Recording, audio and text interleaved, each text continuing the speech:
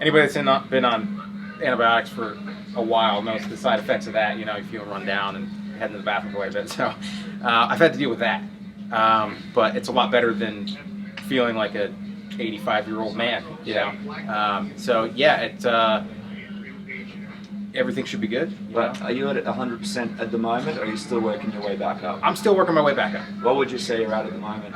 It's too hard to tell. You know, like I said, I'm still on the medicine, so you know, my insides are not what they should be.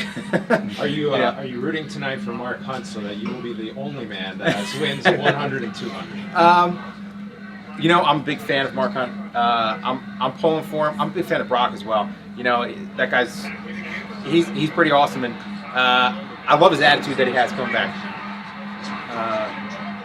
But yeah, you know, I'm excited to watch that fight. How long have you been dealing with the symptoms? How many camps did you go through dealing with this? Like I said, it's hard to tell because I don't know. I started feeling the like the random joint pain probably back like last May. That's when it's like, oh, well, my right knee never hurt before. Why does my right knee hurt? You know, I got in the end of 2014. I got like sick, had bronchitis and stuff, and I think that's kind of when I got it. I was hanging out with Dwayne Finley, and we went camping, and I think that's when I got it actually. So it's his fault. It is his fault. Yeah, where is he? Just quickly, Jim, what do you think about the yellow canvas? You know, a lot of people sort of tweeting about it. It looks a bit, I don't know, maybe not the way the UFC intended. What did you think? It caught me off guard because I didn't expect it. I didn't expect the yellow, the goldish, whatever it is. Does it feel the same as the normal one? Well, I kind of wanted to smear some blood on it. You know, kind of my thing. So I want to see what it looks like. So, but yeah, you know, I got in there and all I see is Gomez. You know, he's a guy that I've had a lot of respect for a long time. So it was an honor to share the octagon with him. Hey, Jim, was there any pressure since you were on a 1-4 stretch that you may get cut from the UFC? Did you feel that sort of pressure? No, not really. You know, I'm not worried about it. I'm not worried. It's not the end of the world. You know, if I did lose that, or if I got cut out from my last one, it's not the end of the world. You know, I know what I'm capable of. If I had to go back down to the different promotions, I know that I'd be back here. You know, I wouldn't take it personally if it ever happened. But you know, I plan on ending my career in the UFC. You know, that was my 23rd fight with them, or with the organization, and I know that I can compete. I know I can beat the best guys in the world. You know, and I want to show it. I want to prove it. You won at UFC 200, and at 100, you beat Mac Danzig in that one. How did the victories compare? You know, the victory tonight. You know, my win at 100, I was coming off a loss against Gray, so that was big. You know, that was important for me to get back. You know, in the winning ways, and that kind of started my streak that I had going there for a bit. But this fight tonight, you know, it was against a guy that I kind of got into the sport because of him. You know, he made the lightweights in MMA. You know, him and a friend of mine, Vitor Shaolin, were like number 1, number 2, and I remember watching them before I started training. So it's really cool to go out there and to get a win over. Did you want it to be a little bit of a war? I mean, it happened really quick. You know, it was. It's good to be in the tough fights. You get a lot more press with the tough fights. You get a lot more notoriety with the tough fights. But you know, I still have recurring injuries from my fight with Joe Lozon. You know, I like the fast ones. I like going out and dominating somebody and coming back and not having gotten hit. Does this mean that you want to make a quick return to the octagon? Yes, exactly. That's exactly what I want. I want to be able to fight in the next couple of weeks. And, you know, I'd love the opportunity to fight on the Madison Square Garden card, but I'm not waiting until November. I'd rather fight, you know, by the end of the summer if I could.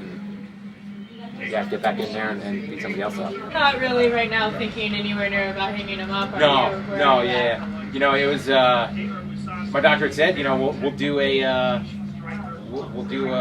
know, a little clinical on it. Start you on the doxy, and he's like, in a couple of days you'll feel day and night better. And that was the truth. You know, it went from, you know, some days waking up and having difficulty getting out of bed to feeling good and being able to go up and down stairs like a 32-year-old man should, not sideways holding the railing every time. Yeah, you know, I feel good. I feel like I did, you know, a couple years ago. How long did it take you to shake those symptoms? Pretty quickly. Okay. The way it, you know, it's stubborn bacteria, and it takes a while to kind of fully kick it.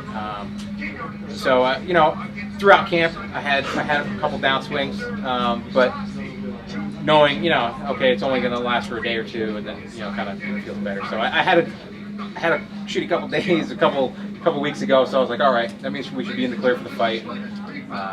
You know, I've been feeling really good. Jim, was it tough at all? You so desperately needed this win, and yet you're on such a big stage, opening up such a massive card that you want to kick this off to the fans, but you have to be focused on the win as well. Was that tough at all? You know, I've aside from my last fight, I've never had a problem with focusing on the fight. You know, I've had to wish my brother good luck going to the hospital. You know, having him fight 45 minutes before me and break his cheekbone, and I'm about to step in and do the same thing. And I was able to focus in, you know. When we fought on 128, that was you know, for the family, that was a hard day. He fought, I watched him fight with his heart broken, and I had to fight right after that. And I was able to focus and have one of the best performances of my career. My last fight was the only time I stepped inside the octagon, and I'm like looking out and seeing people in the crowd and like, oh, I know that guy, you know, and not like kind of focused on my opponent. But I've gotten my focus back, you know, and I was able to just train better than I have in a year and a half, and yeah, you know, I mean, I knew that Gomi would be a good fight for me. You know, if I put him on the ground, he'd make a mistake and I'd be able to capitalize. And Jim, you get your first stoppage victory since 2014. You know, how important was it for you to come out here and you know, get a win and remind the UFC and the fans that you're still here? You're a guy that's a force to be reckoned with in the division. You know, it feels great. You know, I fight to prove things to myself and to prove how, you know, what I'm capable of doing, and I know that I can do that to anybody. You know, it just has to be. I have to be there. I have to be, you know, I can't say 100% because it's never like that, but, you know, I have to be prepared and ready to fight. And if I do that, I am a tough out for anybody, you know. And lightweight's a crowded division, but is there anyone you're kind of looking at as far as your next fight? I know you just got the win, but I imagine you're kind of looking ahead a bit as far as what's next. Nobody in particular. I'm just looking to get back on the upswing and string something together. I told Joe inside the octagon that I'm healthy, I'm light, and I'm ready to go.